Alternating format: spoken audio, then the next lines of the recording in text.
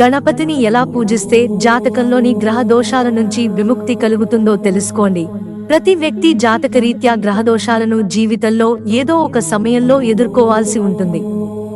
జాతకంలో గ్రహదోషం ఉంటే శుభ, అశుభ ఫలితాలు రెండు కలుగుతాయి. శుభ ఫలితాలు ఉన్నప్పుడు జీవితం సాఫీగా సాగిపోతుంది.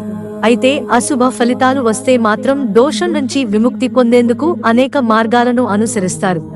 మీ జాతకంలో కూడా గ్రహదోషాలు ఉన్నట్లయితే ఈ వినాయక చవితికి ఈ విధంగా విఘ్నేశ్వరుడిని పూజించండి. ఇలా చేయడం వల్ల గ్రహదోష నుంచి త్వరగా ఉపశమనం కలుగుతుంది. వినాయకుడు మీ జాతకంలో ఏర్పడిన దోషాల నుంచి విముక్తి కలిగిస్తాడు. జీవితం సాఫీగా సాగిపోయేలాగా అనుగ్రహం కురిపిస్తాడు. సూర్యదోషం. జాతకంలో సూర్యదోషం ఉండడం వల్ల వృత్తి కెరీర్లో ఇబ్బందులు ఎదురవుతాయి. వాటిని అధిగమించేందుకు మీరు ఎర్రచందనంతో చేసిన వినాయకుడిని పూజించాలి. ఇలా చేయడం వల్ల దోషం తొలగిపోవడంతో పాటు అనారోగ్య సమస్యల నుంచి ఉపశమనం కలుగుతుంది. చంద్రదోష నివారణ. జాతకంలో చంద్రుడు స్థానం బలహీనంగా ఉన్నట్లయితే వినాయక చవితి రోజు పాలరాయి లేదా వెండితో చేసిన వినాయకుడిని పూజించండి. ఇలా చేయడం వల్ల చంద్రదోషం తొలగిపోతుంది. కుజదోషం. కుజదోషం ఉంటే వివాహంలోనూ వైవాహిక జీవితంలోనూ అనేక అడ్డంకులు ఎదురవుతాయి. వాటి నుంచి బయటపడేందుకు వినాయక చవితి రోజు రాగితో చేసిన వినాయకుడిని పూజిస్తే శుభ ఫలితం కలుగుతుంది. వైవాహిక జీవితంలోని అడ్డంకులను విఘ్నేశ్వరుడు తొలగించేస్తాడు. బుధ దోష నివారణ. జాతకంలో బుధ గ్రహ దోషం వెంటాడుతున్నట్లయితే మీరు వినాయక చవితి రోజు మరకత గణపతిని ఆరాధించాలి. గురుదోష నివారణ. గురు దోషం నుంచి బయటపడేందుకు పసుపుతో చేసిన గణపతిని పూజించాలి. అలాగే చందనం లేదా బంగారంతో చేసిన వినాయకుడిని పూజించిన విశేష ఫలితం లభిస్తుంది.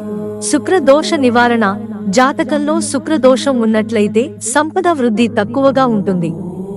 ఆదాయ స్థాయిలు అనుకూలంగా ఉండకపోవచ్చు. అందువల్ల ఈ దోషాన్ని నివారించేందుకు స్ఫటిక గణపతిని ఆరాధన చేయాలి. శని దోష నివారణ. జాతకంలో శని దోషం ఉన్నట్లయితే జీవితం అనేక సమస్యలతో కష్టాలతో ఉంటుంది. ఏ పని తలపెట్టినా అందులో అపజయం ఎదురవుతుంది. అందువల్ల శని దోషం పోగొట్టుకునేందుకు నల్లరాయిపై చెక్కిన వినాయకుడిని చవితి రోజు పూజించాలి. రాహు దోష నివారణ.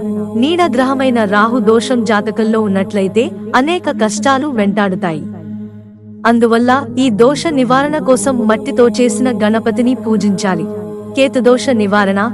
మరో నీడ గ్రహమైన కేతు గ్రహ దోషము జాతకంలో ఉన్నట్లయితే మీరు వినాయక చవితి రోజు తెల్ల జిల్లేడు పూలతో వినాయకుడిని పూజించాలి.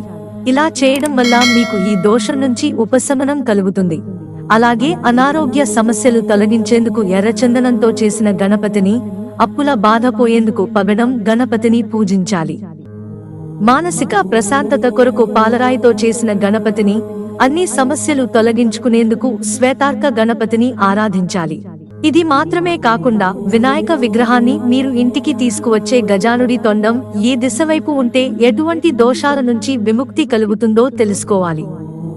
గణపతి తొండం ఎడమవైపు ఉంటే వాస్తు దోషాలు తొలగిపోతాయి. అదే కుడి వైపు తిరిగి తొండం ఉన్న విగ్రహాన్ని ఇంట్లో ప్రతిష్ఠించినట్లయితే కోరిన కోరికలు నెరవేరుతాయి. వినాయకుడి విగ్రహం తొండం మధ్యలో ఉన్నట్లయితే దుష్ట శక్తుల ప్రభావం తగ్గుతుంది. నరదృష్టి నుంచి విముక్తి కలుగుతుంది.